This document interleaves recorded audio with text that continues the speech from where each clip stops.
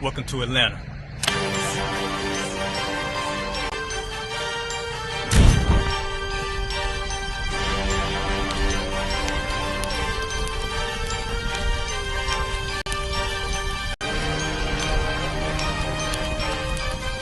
Crisis Officer 5000, Jeremiah, camp leader of Atlanta. Passover 2025, starting April the 9th, we got the lamb slaughter. April the 10th, we got General Muhammad. April the 11th, we got the Black Party. We'll have the Hebrew graduation. April the 12th, in Atlanta, Georgia, the 56th annual Passover, the only Passover under Commander Junior Hunter. Our great and holy King has honored us for turning our lives from the darkness to the light, man. And no greater gift you can receive than to wake up to the truth and then commit your life to saving your brothers, man. Looking in their eyes and seeing their faces and seeing what they've suffered and what they've gone through and seeing the end of it, man. It is a guaranteed seat in the kingdom of heaven, man. So in the name of our King Yahushua, we dedicate us another Passover of brothers and sisters' lives being saved. April the 13th, we got the Feast of Unleavened Bread.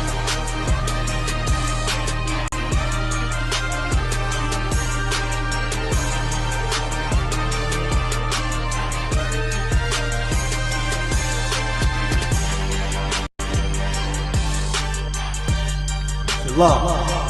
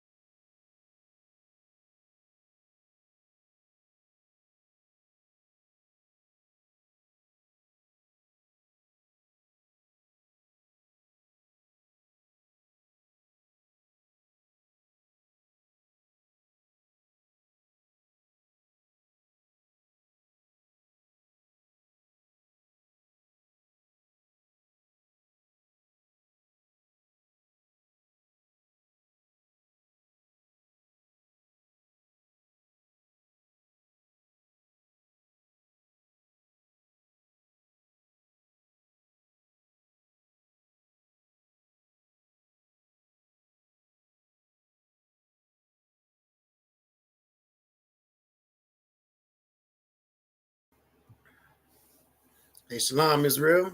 Yahweh by Shem Yahushua, Barak Thumb, Yahweh Shemal Thumb by Shem Yahushua. This is the ISUPK, started out of 1 West 125th Street, Harlem, New York, under Commander General Yohana. We teach that so-called Black, Hispanic, and North American Indians are the chosen people of God, the 12 tribes of the nation of Israel, and our oppressed is the devil that the Bible speaks of. Now, you're tuned in, ISUPK, Kentucky, under Commander General Yohana. Monday night history class. Now, before we go ahead and get on into it, I want to invite every so-called Black, Hispanic, and North American Indian to tune in to our content. ISUPK Kentucky, Monday night, of course, we got the history class. All right, every Monday, 9 p.m. Tuesday night, the Brotherhood class taught by Officer of 1000, I'm Wanga Boy. And Wednesday night, the podcast, the Kentucky podcast, Cry Out and Spirit Out podcast, and hosted by officers of 1000, I'm a Wanga Boy, and Asiyapna. And come to hear the biblical breakdowns and the biblical solution to all of the viral videos going across the internet. Now tonight, ISUPK Kentucky history class. What we finna get into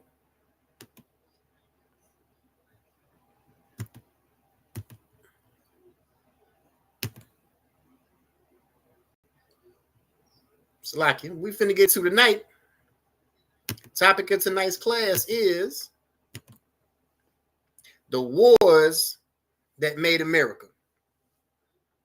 Now, Lord willing,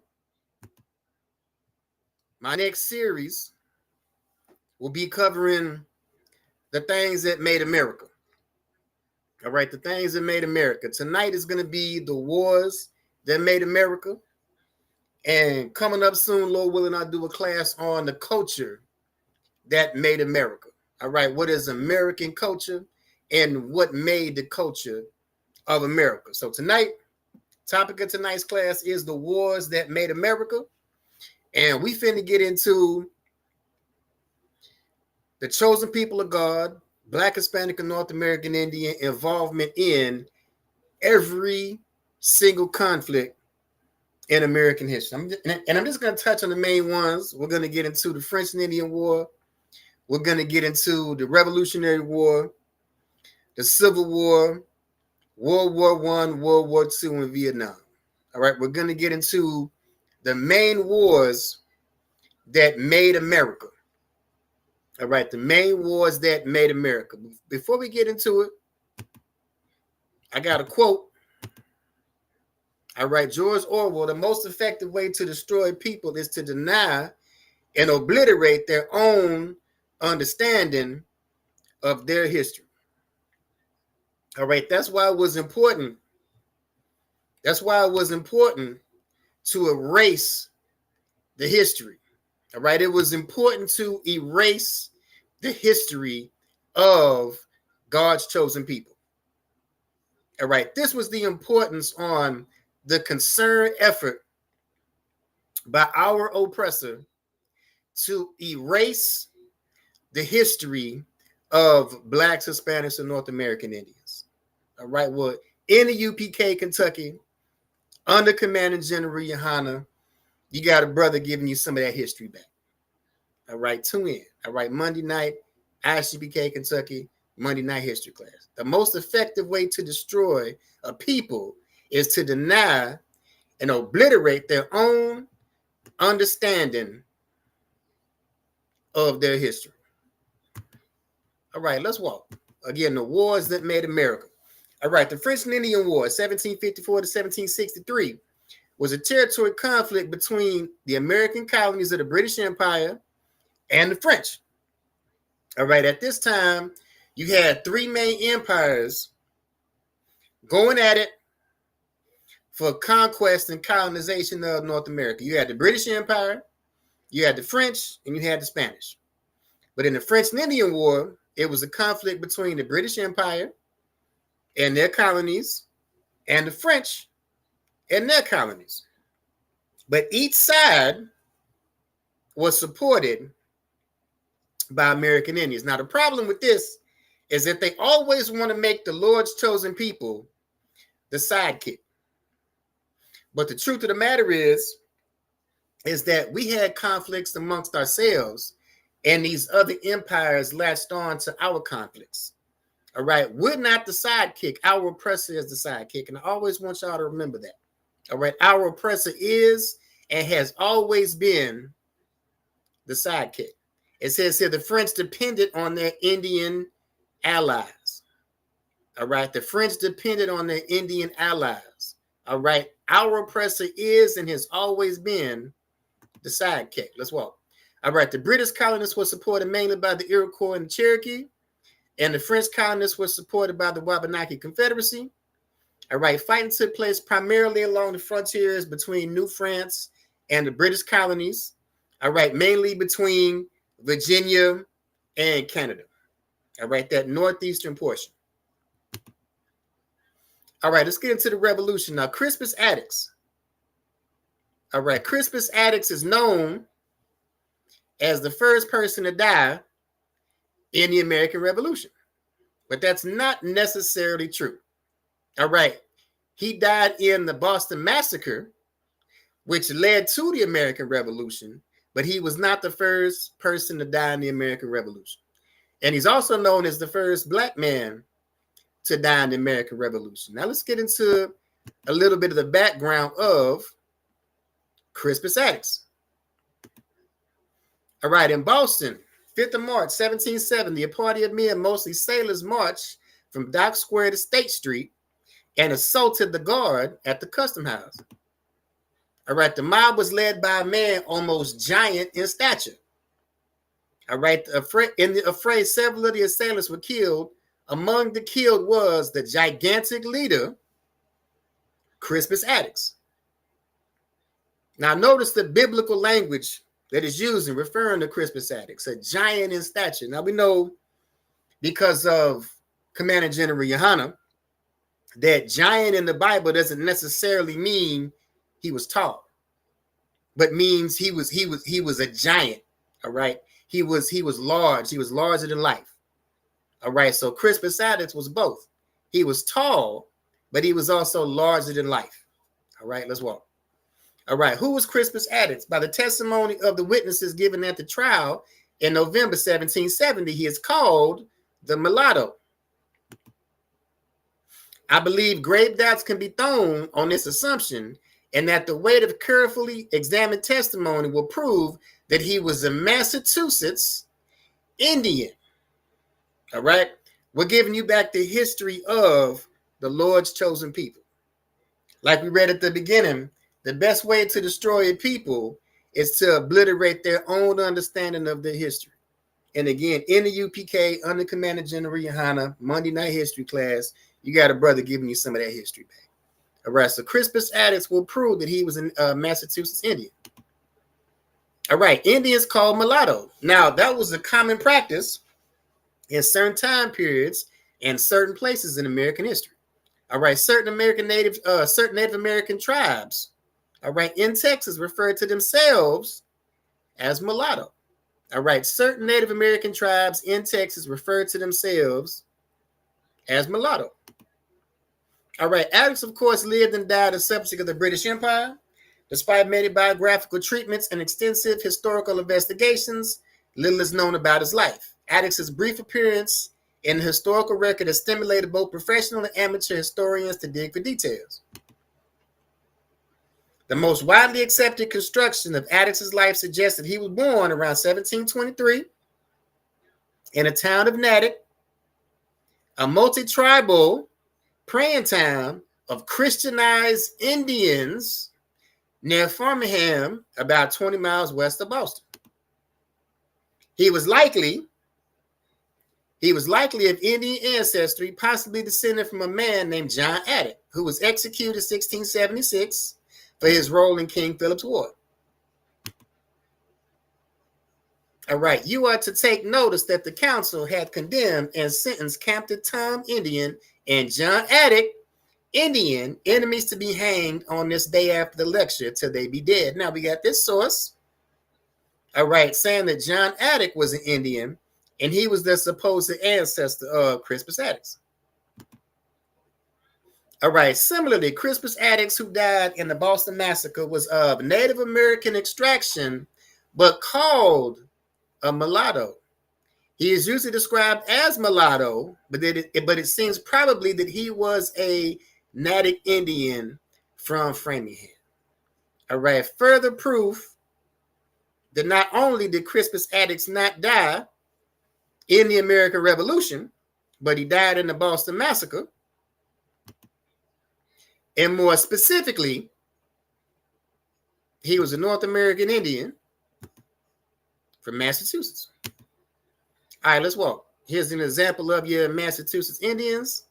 Here's your King Philip, who we talked about previously. All right. Even before the outbreak of war, the colonists were angered by the ways that the British government tried to manage the relationship between its colonists and American Indians.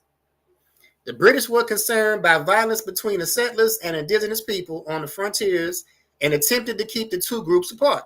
The proclamation line of 1763 reserved the lands west of the Appalachia for American Indians, which the colonists resented. Now we're going to get into the true cause of the American Revolution.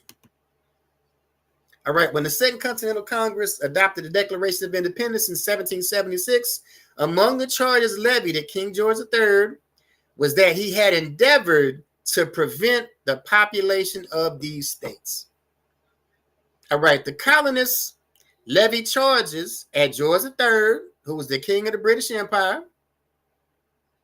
All right, and their charge was that he didn't want the colonists to go past the Appalachian Mountains.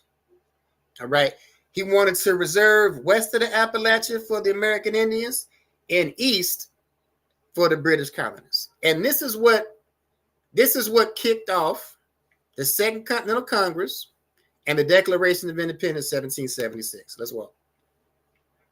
All right, May of 76, a coalition of northern tribes known as Loyalists allied with the British government against the colonists. So we had a group of Indians known as the Loyalists, and they sided with the British Empire. Or like I said earlier,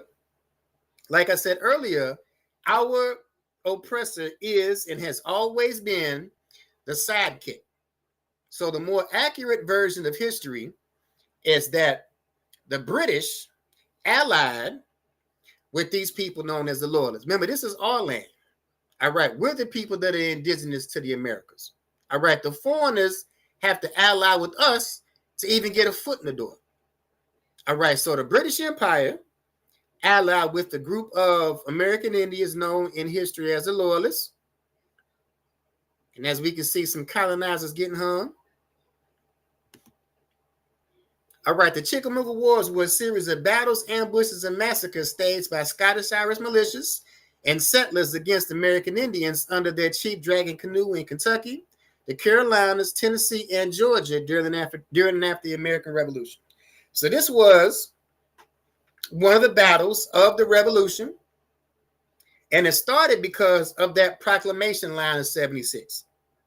All right, you had colonists that broke that line against the king's orders, went west of the Appalachia, and this is what kicked off the Chickamauga Wars, which was a part of the greater American Revolution.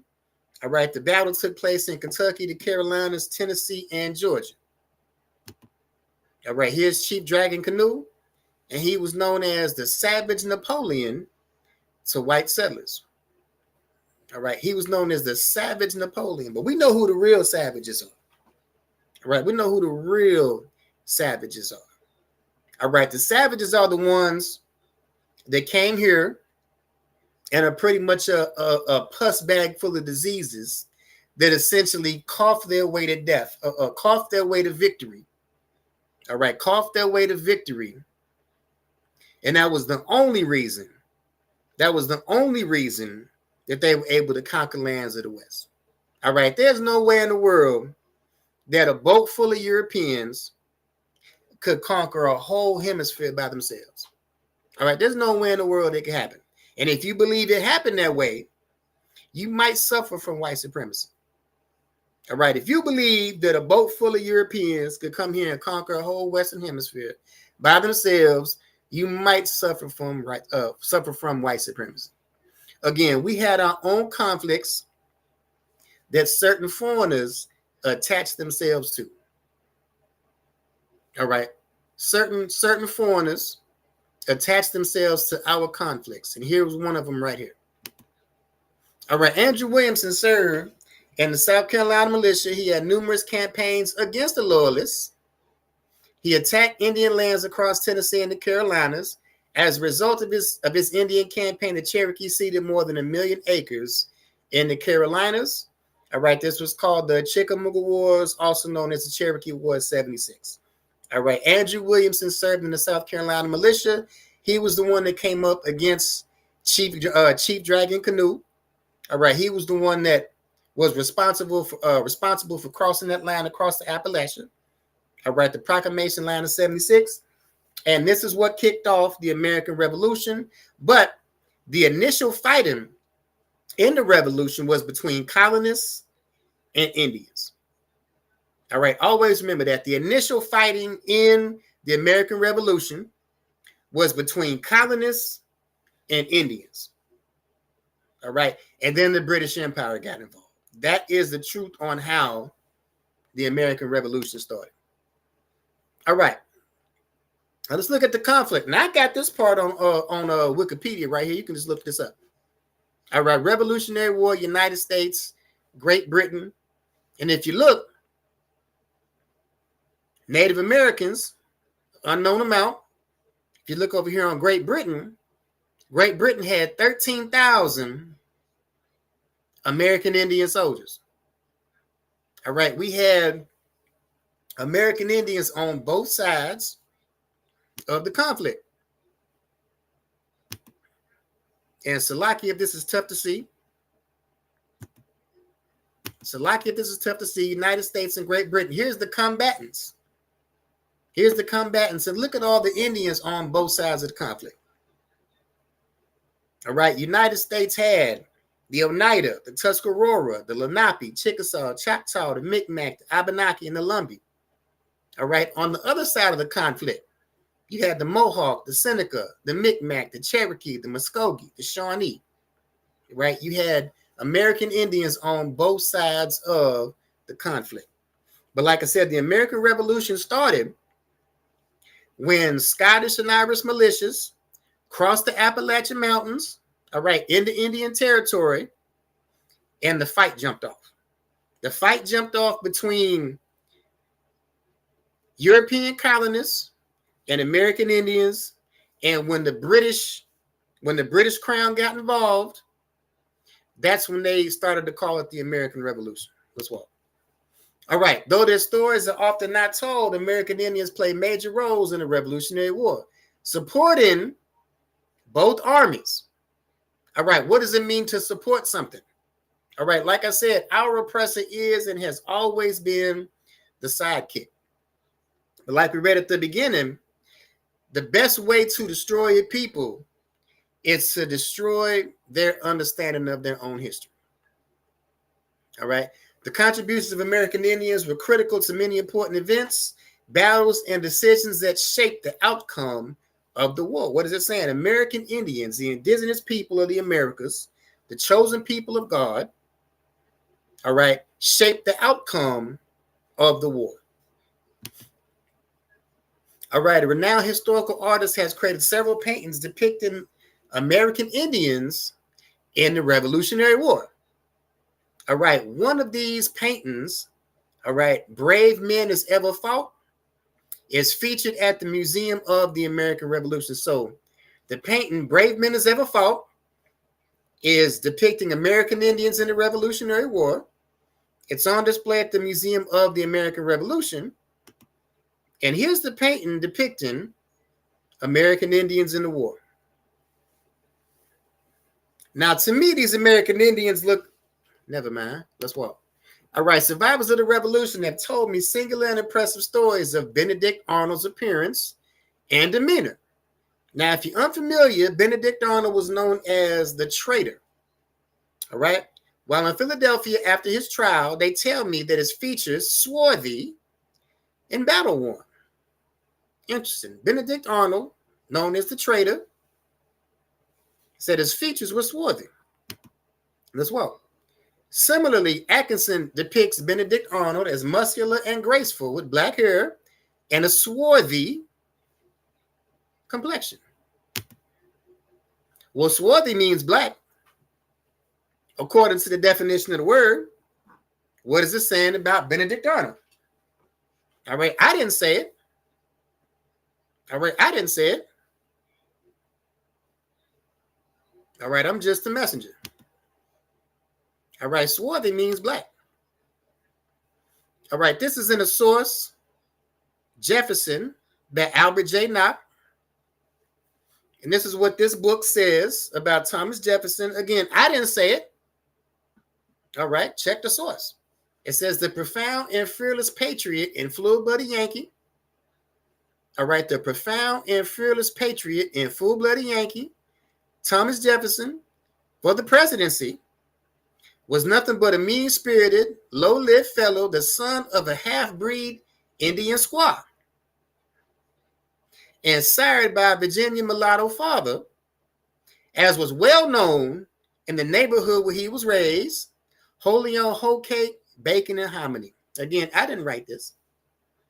All right, I didn't write this. Let's walk. The Constitution.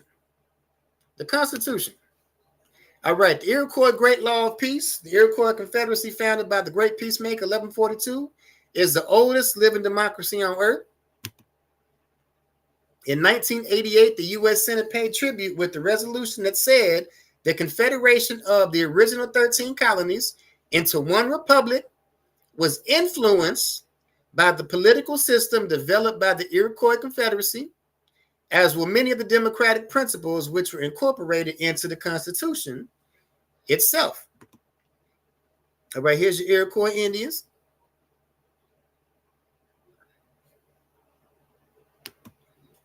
All right, the U.S. Constitution owes its notion of democracy to the Iroquois tribes, including freedom of religion, freedom of speech, and separation of powers in government.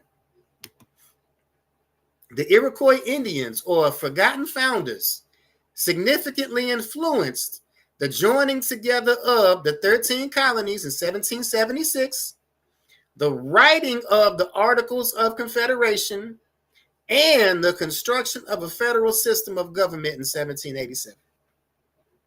All right, like I said, our oppressor is and has always been the sidekick. All right, the Iroquois Indians influenced the joining together of the 13 colonies, the writing of the Articles of Confederation, and the construction of the federal system of government in 1787. All right, all influenced by the Lord's chosen people. All right, of all the misconceptions about the American Civil War, perhaps is its very name. One of the most common names is the war between the states. Now we finna walk into the Civil War.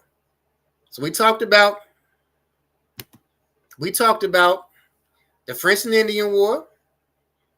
We talked about the American Revolution and the formation of the United States. Now let's go ahead and get into it with the American Civil War. Again, topic of tonight's class is the wars that made America. All right.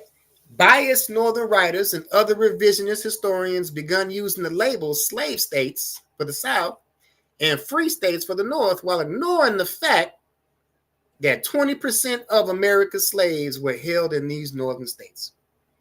All right. So to say that the Civil War was fought to end slavery is another lie in American history.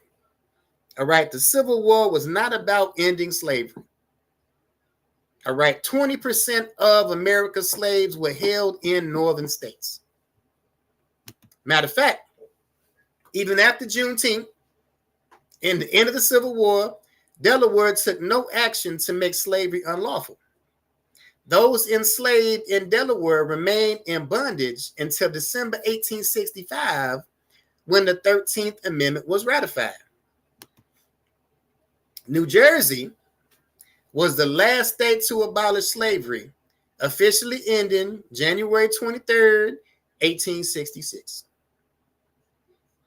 All right. It is a lie in American history that the Civil War was fought to end slavery. All right. New Jersey, last time I checked, was not in the South. New Jersey was the last state to abolish slavery, January 23rd, 1866. All right. Not only did he think they should not be equal citizens, Abraham Lincoln wished them removed from the United States. My first impulse would be to free all the slaves and send them to Liberia. On December 3rd, 1861, Lincoln urged Congress to appropriate money for the deportation of blacks. All right, this was the reasoning for the idea of emancipation. All right, because in 1861, it was illegal to send slaves across the Atlantic Ocean. It had been since 1809. So the only way that Abraham Lincoln could send black people across the Atlantic Ocean to Africa was to free people first. Because again, it was illegal to, at this time in American history, to send slaves across the Atlantic Ocean. So the only way to deport black people, which is what he wanted to do, is to free us first.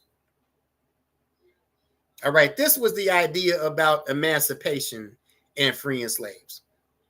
Just so Lincoln can send us to West Africa, to places like Liberia and Sierra Leone. All right, immediately following secession, Lincoln and the U.S. Congress offered the Confederacy the Corwin Amendment, which guaranteed permanent slavery forever. if the ceding states would only return to the Union. If the South returned back into the Union, Lincoln was going to enforce permanent slavery. But even that wasn't enough enticement to get the Confederate states to return. And we finna find out why.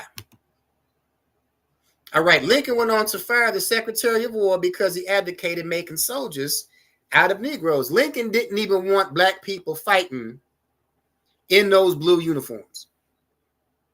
Lincoln didn't even want black people fighting in those blue uniforms for the Union Army. But you had black Confederates. Now, make this make sense with what you've always been told about history, especially the history concerning the South and the American Civil War. Lincoln wanted nothing to do with black people in the Union Army, but you had black Confederates. Now, again, keep in mind that slavery existed in the South and the North. We just proved that 20% of American slaves existed in these northern states, and that New Jersey was the last state to abolish slavery. Like I said, you had black Confederates. You had black Confederates in them gray uniforms. Now, only after this happened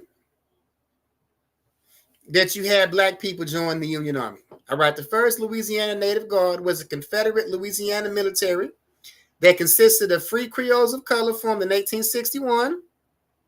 Some of the unit's members later became the 73rd Regiment for the United States Colored Troops, meaning that these black people, or these Creoles of color, started off in the Confederate Army and then later flipped sides to the Union Army and joined the United States Colored Troops.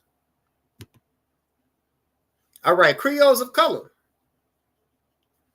All right, Creoles of color were freeborn and enjoyed the same privileges that whites did, including, but not limited to, property ownership, formal education, and service in the militia. During the antebellum period, the wealthier and prosperous Creoles of color even owned slaves. And again, these people started off in the Confederate Army and toward the end of the war flipped sides, joined the Union and the U.S. Colored Troops. But also out of this area, you have the French again in Louisiana. All right, in the Louisiana Territory, the old Louisiana Territory, you had the Natchez Indians and these free people of color. All right, all of these people that joined the Confederacy at the beginning were all coming out of this area. Now, somebody else that was born and raised in this territory was the First Lady of the Confederacy.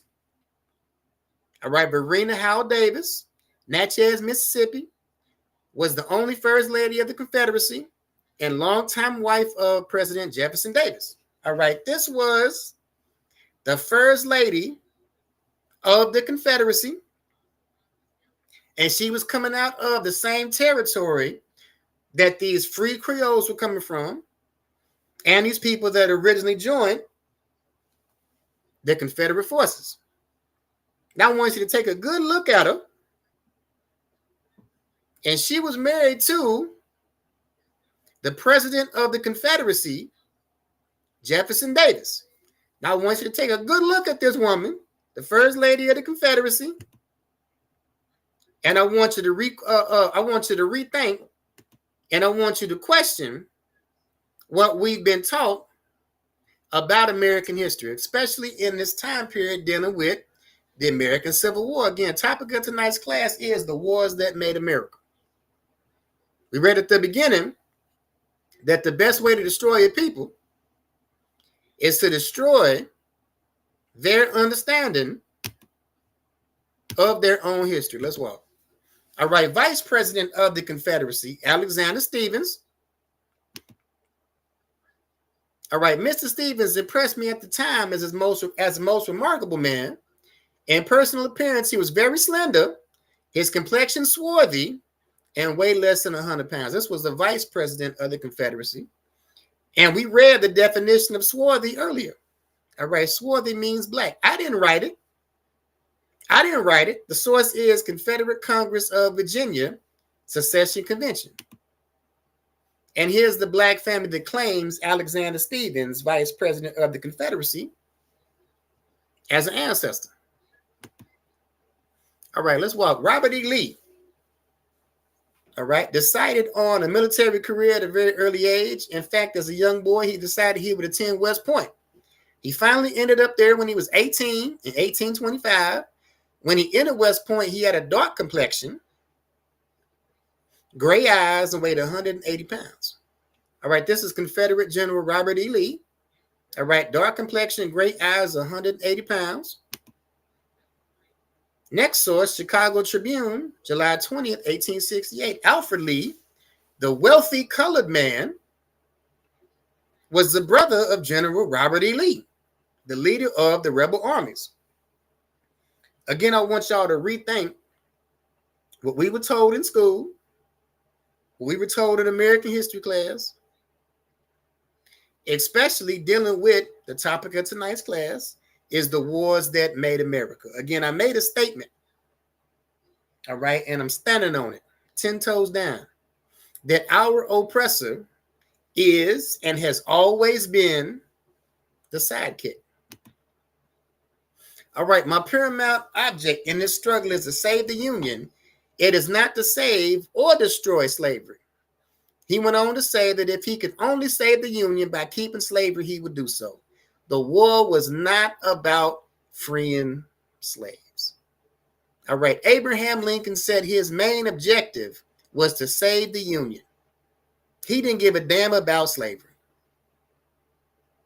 All right, he didn't give a damn about slavery, and we just proved that 20% of America's slaves lived in these northern states.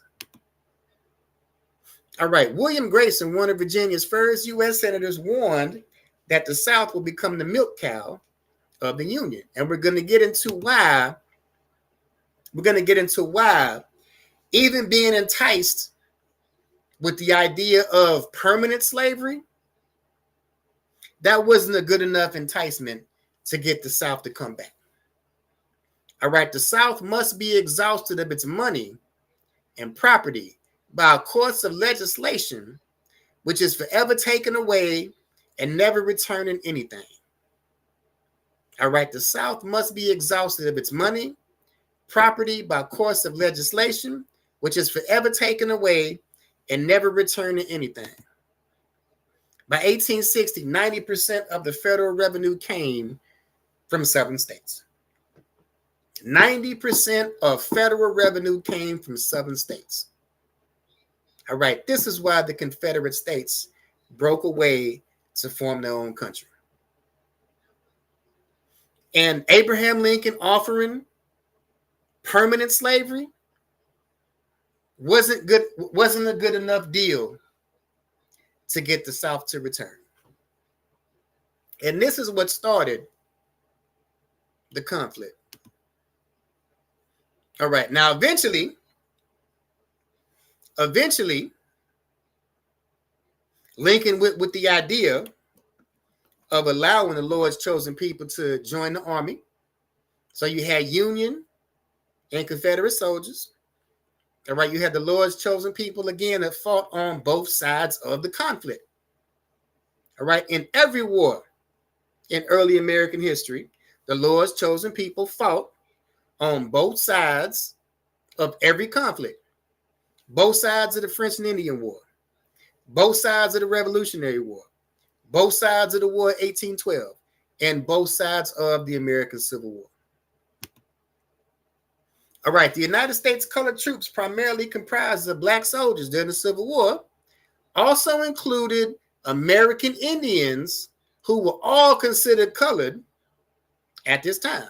So we're talking about the Union Army. We're talking about the Union Army.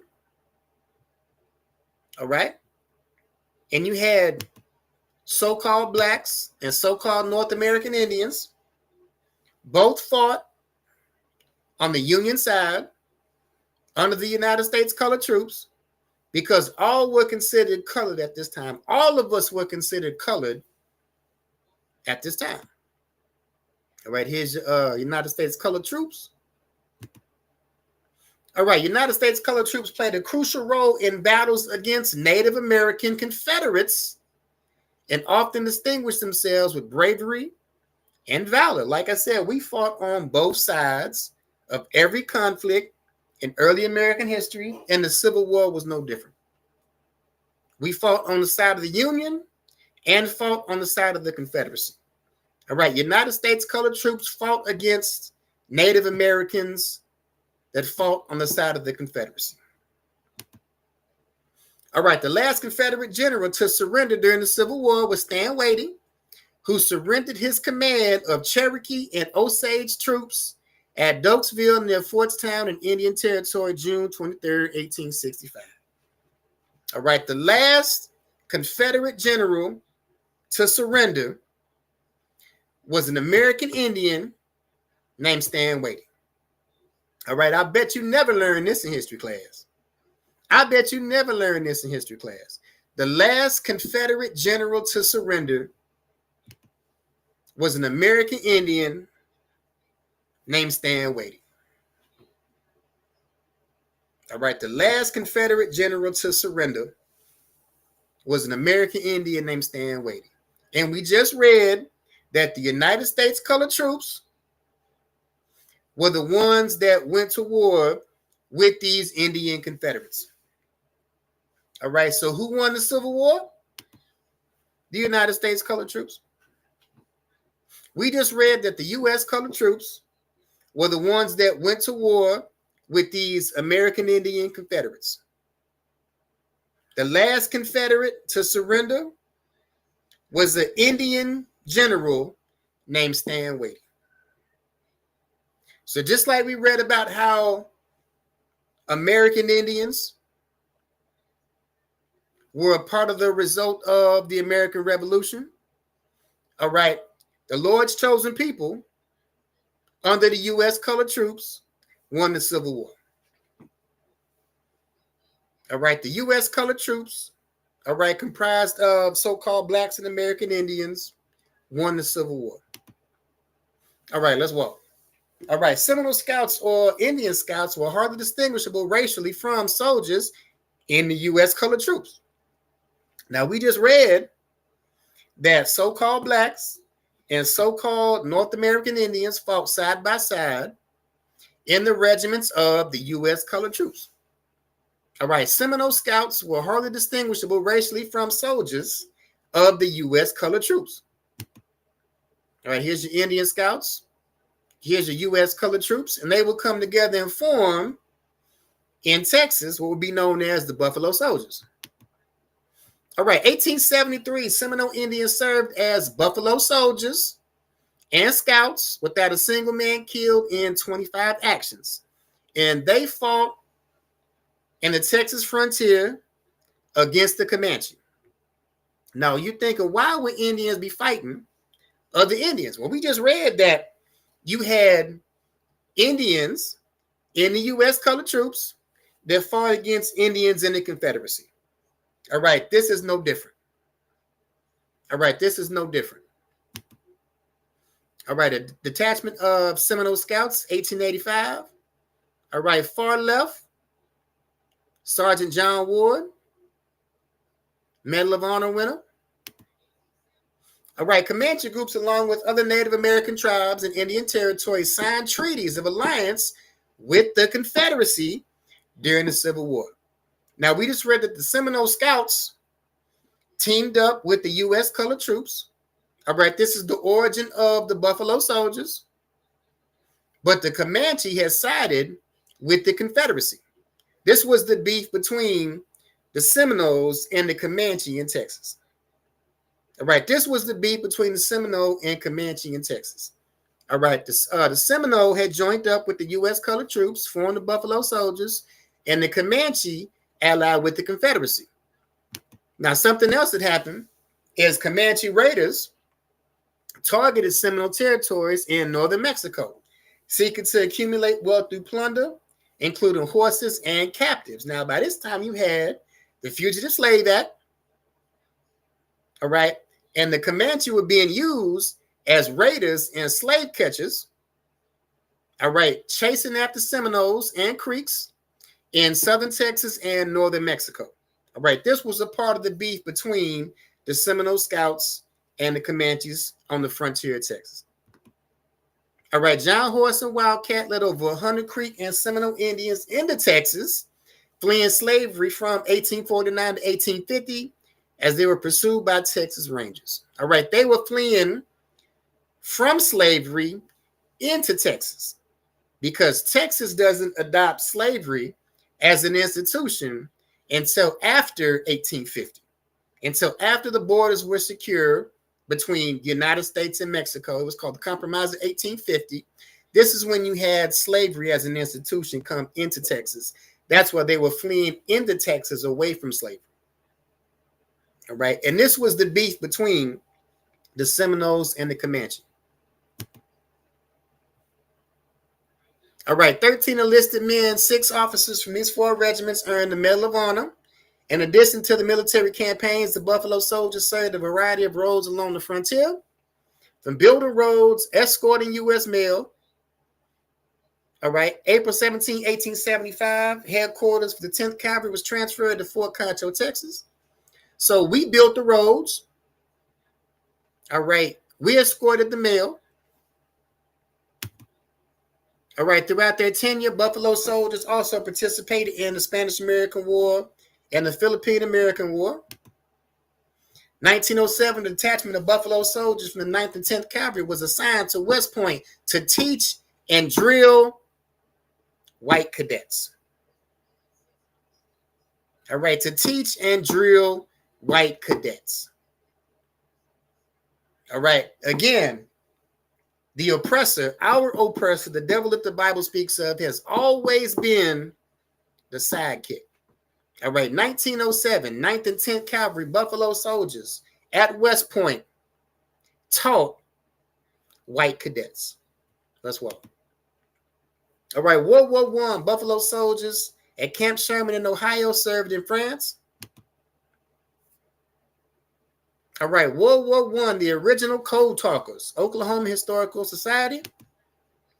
All right, when U.S. military codes kept being broken by the Germans in World War I, Native American tribe came to the rescue. They spoke their own language, which baffled the enemy and paved the way for other Native American code talkers in World War II. It's an irony that probably didn't go unnoticed to Choctaw soldiers fighting in World War I, while the tribe's children were being whipped for speaking their native tongue at schools back home in Oklahoma. On the battlefields of France, the Native American language was the much needed answer to a very big problem. So this Choctaw language, these Indian code talkers, was the reason for the victory in World War I. This Choctaw language, these Choctaw soldiers, these code talkers, all right, they were responsible for winning World War I. And at the same time, their children were being whooped in school, having their backs beat in school for speaking that same language in these boarding schools. Let's walk. The remains of 5 Native American children who died at indigenous boarding schools are being returned to their tribes over a century later. Officials identified 53 schools.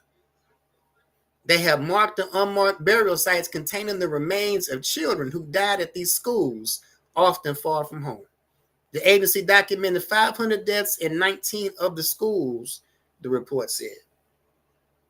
All right, so this very same language spoken by these Indian code talkers that won World War I, this very same language resulted in children having their backs beat in these boarding schools. And it says 500 deaths in 19 schools, according to this report. Our oppressor is the devil that the Bible speaks of. All right, World War II, the 92nd Infantry Buffalo Division served in combat during the Italian campaign. The 93rd served in the Pacific. All right, Tuskegee Airmen. Tuskegee is an Indian term in case you didn't know. All right, the Tuskegee Airmen's contributions were vital and the actions were instrumental in the Allied victory. Because of the Tuskegee Airmen, the U.S. won World War II in August of 1945. The Tuskegee Airmen flew over 15,000 individual missions and shot down 112 enemy airplanes in World War II. All right. Because of the Tuskegee Airmen, the Allies won the war, August of 1945. In total, the Tuskegee Airmen flew over 15,000 individual missions and shot down 112 enemy airplanes in World War II. Because of the Tuskegee Airmen, all right, we are responsible for the wars that made America. The Lord's chosen people, so-called Blacks, Hispanics, and North American Indians, are responsible for the victories in these wars that made America. All right, U.S. soldier reads message left by Viet Cong.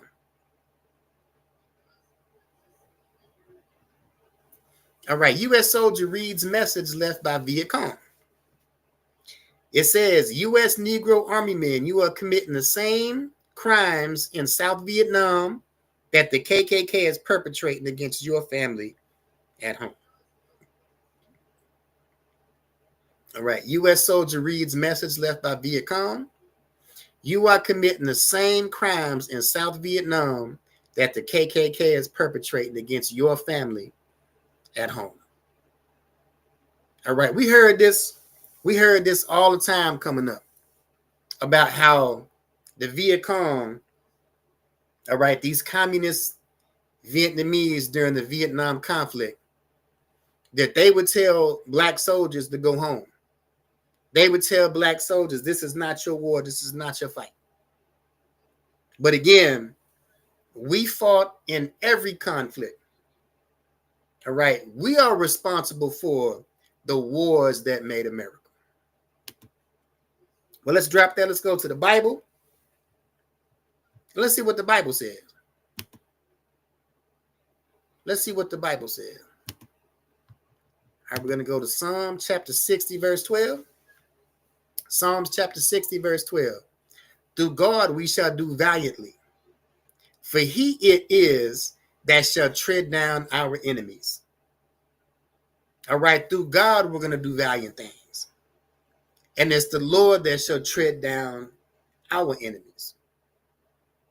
All right, so instead of trying to join our oppressor in his conflicts, all right, the Bible says, envy not thou oppressor and choose none of his ways.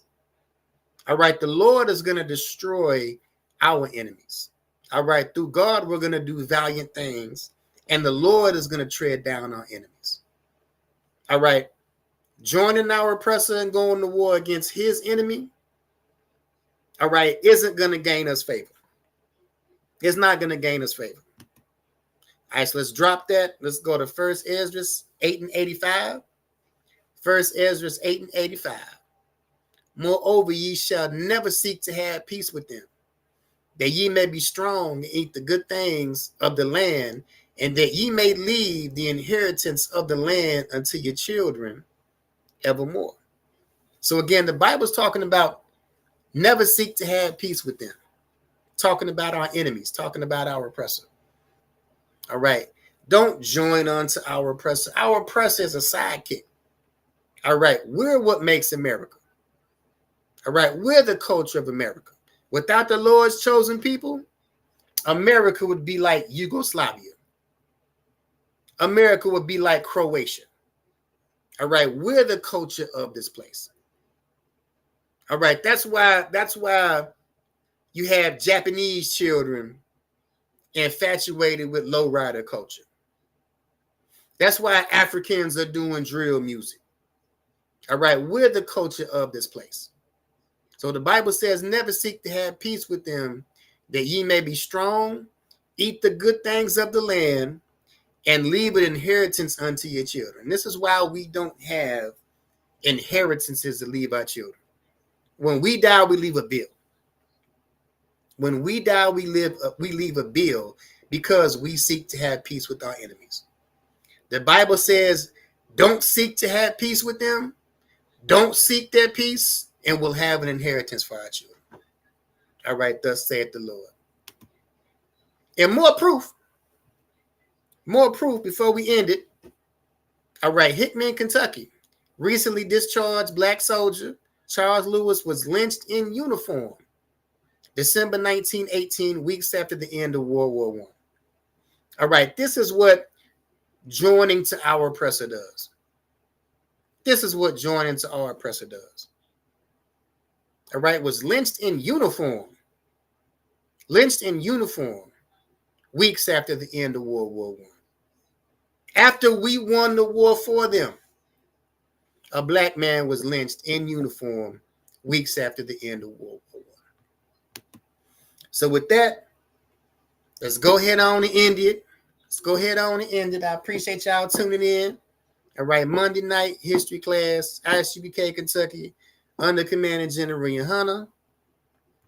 And again, I want to invite every so-called Black, Hispanic, or North American Indian.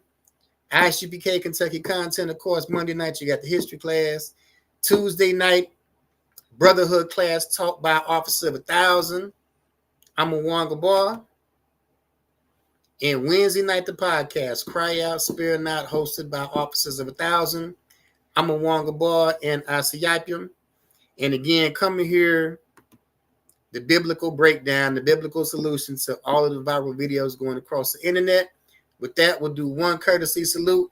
First, pay your Passover fee, $200 per person. With that, we'll do a courtesy salute. Shalom. Yahweh B'Shem Yahweh Shabarakatham. Yahweh Shematham B'Shem Yahweh Shah. Class dismissed.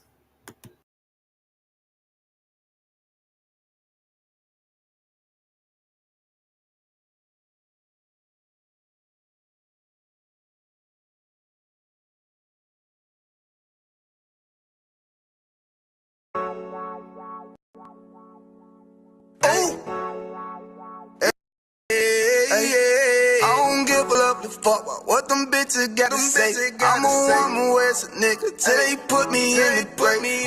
Don't give a fuck about what them niggas gotta say. I'm a woman where's a nigga till they put me in the grave.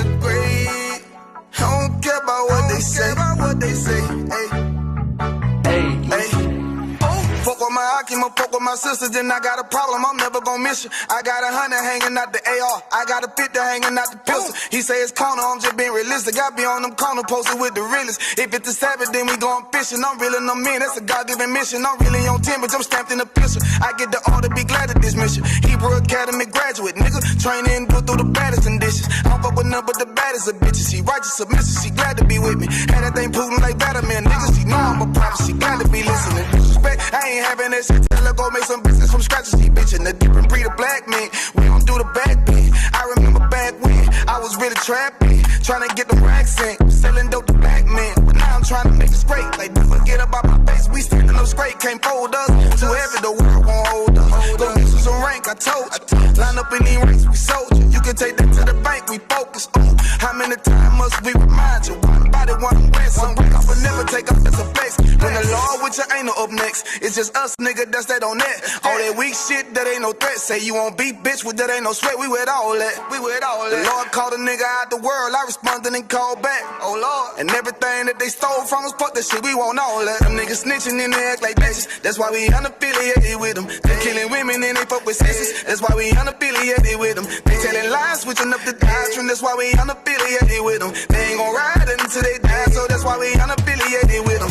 Come under Commanding General Ian Hunter, we unaffiliated with them. Like through they tongue and they say they keep that shit 100, we unaffiliated with them. They telling lies, switching up the doctrine. That's why we unaffiliated with them. They ain't gon' ride until they die, so that's why we unaffiliated with them. That's why we unaffiliated with them. I cannot fuck around with fake niggas. We taking ground when we in your city. You better have the women, have the liquor. Keep that bitch on me, please don't but the same. Don't be a fool and be another victim. Say you a goon, you just another Christian. How you my brother, you ain't in here with me. We in the gutter, deep down in the trenches. We with them niggas locked up in the prison. Black and Hispanic, Native American, Indian. We ain't just talking shit, but we living in it. We be everywhere, you can't miss it. And we be precious hell, take a picture. And we professional with the scriptures. Play, we gon' scratch them, yeah, we some killers. These niggas tripping, they mind blown. Swear business, forgive me if I'm wrong. I don't need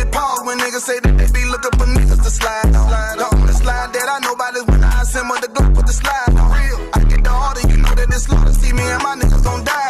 The bigger the better for kingdom of heaven. You niggas get wet up by me cause I'm fed up. I rep UPK. My niggas won't let up. Got choppers, got nines, AKs, Berettas. You say you don't like me, you say you won't fight with what me and my nigga like, bitch, or whatever. You say you don't like me, you say you won't fight with what me and my nigga like. My nigga like them niggas snitching and they act like bitches. That's why we unaffiliated with them. They killing women and they fuck with sisters. That's why we unaffiliated with them. They telling lies, switching up the doctrine. That's why we unaffiliated with them. They ain't gon' ride until they die, so that's why we unaffiliated with them.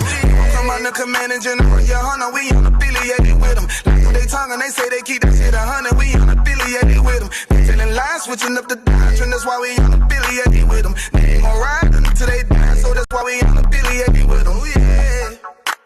See, they always ask us like, why y'all fuck with such and such?